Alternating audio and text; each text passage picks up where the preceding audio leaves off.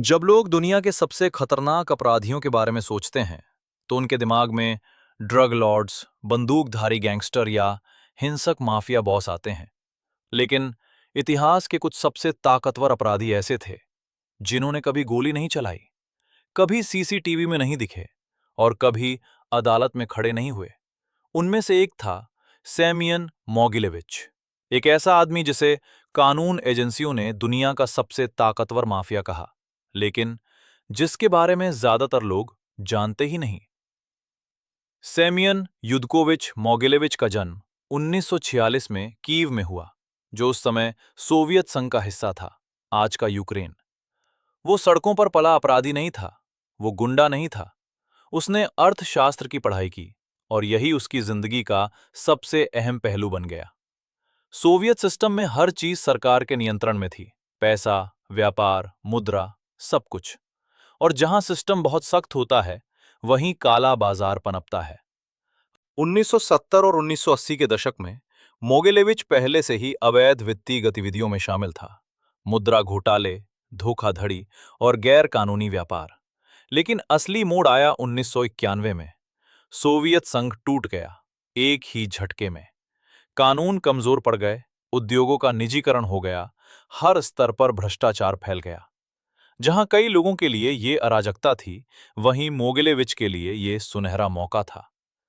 जहां बाकी गैंग सड़कों पर लड़ रहे थे, मोगिलेविच कुछ और ही बना रहा था, एक अदृश्य साम्राज्य। वो किसी गैंग का बॉस नहीं था, वो एक नेटवर्क चलाता था। शेल कंपनियां, ऑफशोर बैंक अकाउंट्स, वकील अकाउंटेंट, स्टॉक ब्रोकर। वो अपराधियों को जोड़ता था, पैसे को सफेद करता था, झगड़े सुलझाता था और खुद हर चीज से दूर रहता था। उसके नाम से जुड़ा सबसे कुख्यात मामला था वाईबीएम मैग्नेक्स। ऊपर से ये अमेरिका की एक वैध कंपनी थी, जो शेयर बाजार में लिस्टेड थी। लेकिन अमेरिकी अधिकारियों का दावा था कि पर्दे के पीछे से इसे मोगिलेविच नियंत्रित कर रहा था और इसका इस्तेमाल अरबों की मनी लॉन्ड्रिंग के लिए किया गया। जब 1990 के दशक के अंत में यह कंपनी गिरी, तो निवेशकों के सैकड़ों मिलियन डॉलर डूब गए और फिर भी मोगिलेविच पर कभी मुकदमा नहीं चला। खुफिया एजेंसियों और जांचकर्ताओं ने उसे जोड़ा है, बड़े पैमाने की मनी लॉन्ड्रिंग से, शेयर मार्केट फ्रॉड से, हथियारों की तस्करी से, ड्रग नेटवर्क से और यहां तक कि सुपारी किलिंग से। हालांकि हमेशा बिचौलियों के जरिए। उसकी ताकत हिंसा नहीं थी, उसकी ताकत थी दूरी। हर परत उसे कानून से और दूर कर देती थी। इस कहानी का सबसे डरावना हिस्सा यह है कि वो कई सालों तक खुलेआम जिंदगी जीता रहा। जब वो अंतर्राष्ट्रीय स्तर पर वांछित था, तब भी वो पूर्वी यूरोप में बिना किसी परेशानी के रहता था। माना जाता है कि उसे मिला हुआ था भ्रष्ट अधिकारियों का संरक्षण, राजनीतिक सुरक्षा और संभवतः खुफिया एजेंसियों का समर्थन। कुछ भी पूरी तरह साबित नहीं हुआ, लेकिन उसकी आजादी ही बहुत कुछ कहती है। एफबीआई की मोस्ट वांटेड लिस्ट। 2009 में एफबीआई ने सेमियन मोगिलेविच को टॉप 10 मोस्ट वांटेड फुजिटिव्स की सूची में डाला। उस पर आरोप था दुनिया भर में अरबों डॉलर के वित्तीय नुकसान का। लेकिन फिर भी उसे अमेरिका कभी प्रत्यर्पित नहीं किया गया, कभी अमेरिकी अदालत में पेश नहीं किया गया, कभी उन अपराधों के लिए सजा नहीं मिली। एक बार रूस में उसे हिरासत में लिया गया और फिर चुपचाप छोड़ दिया गया। वह पकड़ा क्यों नहीं गया?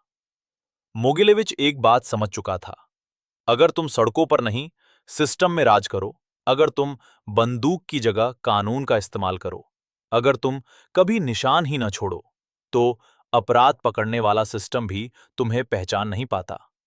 कोई वायरटैप नहीं, कोई गवाह नहीं, कोई ऐसा दस्तावेज नहीं जो सीधे उसी तक पहुंचे। सेमियन मोगिलेविच ने संगठित अपराध की दिशा बदल दी। उसने दिखाया कि अपराध भी एक मल्टीनेशनल कंपनी की तरह चल सकता है। वित्तीय धोखाधड़ी हिंसा से ज्यादा घातक हो सकती है। सबसे ताकतवर अपराधी वही होते हैं जो दिखते ही नहीं। आज के साइबर क्राइम सिंडिकेट्स और वैश्विक फ्रॉड नेटवर्क अब भी उसी मॉडल पर चलते हैं। पाब्लो एस्कोबार ने डर से राज किया, जॉन गॉटी ने शोहरत से, लेकिन सेमियन मोगिलेविच ने राज किया खामोशी से। और वही खामोशी बुद्धिमत्ता और भ्रष्टाचार के साथ मिलकर उसे आधुनिक इतिहास के सबसे रहस्यमय और सबसे न छुए जा सकने वाले अपराधियों में से एक बना गई। क्योंकि कभी-कभी कमरे में सबसे खतरनाक आदमी वही होता है जिसे आप नोटिस ही नहीं करते।